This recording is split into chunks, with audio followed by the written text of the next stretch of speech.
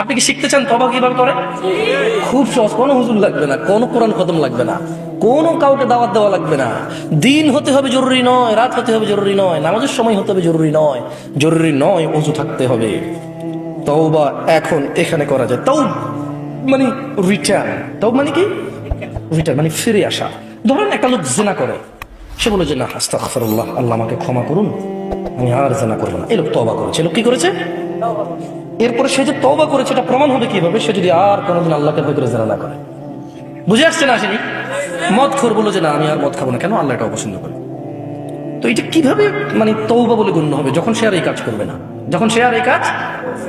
তো শোনো, তোমার রব তোমাকে বলছে ইল্লা মান তাব, তবে যে তওবা করে, ওয়া আমানা ওয়া আমিলা সলিহা, অপরাধ থেকে ফিরে এসে ভালো কাজ কর্ম করে, ফাউলাইকা ইউবাদদিলুল্লাহ, ইয়া আল্লাহ লা ইলাহা ইল্লা আনতা, লা ইলাহা ইল্লাল্লাহ। দেখেন কি রব পেয়েছেন, বেদুয়ার মহিলার পুরুষ। কোরআনটা পড়ো, দেখো কি পেয়েছো, কার থেকে দূরে। মা গররাকা বিরাব্বিকাল কারীম ইয়া নাস, কিসে তোমার এত দয়ালু রব থেকে তোমাকে দূরে রেখেছে? কি তোমার রবের দয়া দেখবে? বলছেন যে ফাউলাইকা ইউবাদদিলুল্লাহু সাইয়্যাতিহিম হাসানাত, বলছেন যে আল্লাহ তোমার অপরাধকে নেকিতে পরিবর্তন করে দেবে। তোমার জিনা এটা নাকি নেকি হয়ে যাবে, তোমার মদ এটা নাকি নেকি হয়ে যাবে, তোমার অন্যায় অপরাধ এটা নাকি সওয়াব হয়ে যাবে। তোমাকে একটা উদাহরণ দিই। আসলে মাশাআল্লাহ এখানে বেশ পয়সাওয়ালা মানুষজনের আড্ডা, এখানে ঠিক আছে টাকা পয়সার উদাহরণ দিলে।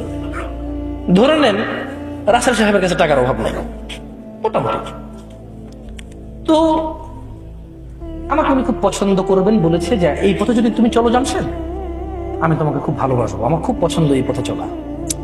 তো ধরে নেন আমি বিপথে চলি, উনি আমাকে পছন্দ করে, কেন হইতে পারে না? কিছু মানুষকে এমনি ভালোবাসে না, অনেকে জিজ্ঞেস করে তুই কি পাইছিস বেটা, এটা নষ্ট, ঠিক না? ঠিক কিনা? যার হৃদয়ে আল্লাহ যার জন্য ভালোবাসা দেয়।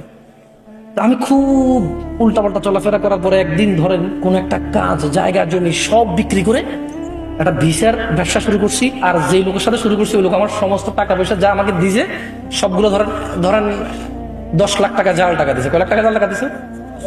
10 লাখ। আচ্ছা, এখন আমি খুব লজ্জিত। এবার ধরেন রাসেল সাহেব যাচ্ছে দিক দিয়ে, আমি খুব মানে আগে যেরকম আমি ডোন্ট কেয়ার। কি care? Don't care who is Russell সাহেব।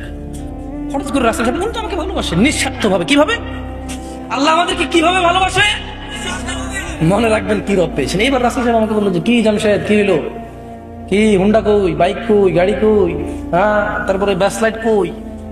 আমি বললাম যে আসলে ভাইয়া আপনার কাছে সরি বলার জন্য অনেক চেষ্টা করছি, পাই নাই, আমি খুব বিপদে পড়ে গেছি। আচ্ছা বলো কি হয়েছে বলো। ধরুন উনি দেখতেছে যে আমার একটা উজ্জ্বল ভবিষ্যৎ আছে, আমাকে দিয়ে উনি কোনো কাজে লাগাইতে পারবে, উনি দেখতেছে যে সমাজ সংস্কার হবে। তো উনি বললো যে কি হয়েছে। আমি বললাম যে এই 10 লক্ষ টাকা এই আমাকে জাল টাকা দিয়ে চলে গেছে, খোঁজ পাচ্ছি না, এখন আমি বাড়িতে গেলে আমার ঘর দুয়ার যা আছে সব মানুষ উঠে নিয়ে চলে যাবে। তিনি বললেন যে আচ্ছা আমি তোমাকে 10 লাখ টাকার ব্যবস্থা করতেছি, তো তুমি কিন্তু আর এইসব আজে বাজে কাজে যোগ দিবা না, আর ভালো হয়ে চলবা। তো একটা মানুষ যদি ভালোবাসার কারণে কারো 10 লক্ষ টাকা জাল টাকা নিয়ে যদি ওকে আসল টাকা দিতে পারে, আল্লাহ কি মানুষের অপরাধকে নেকিতে পরিবর্তন করতে পারে না?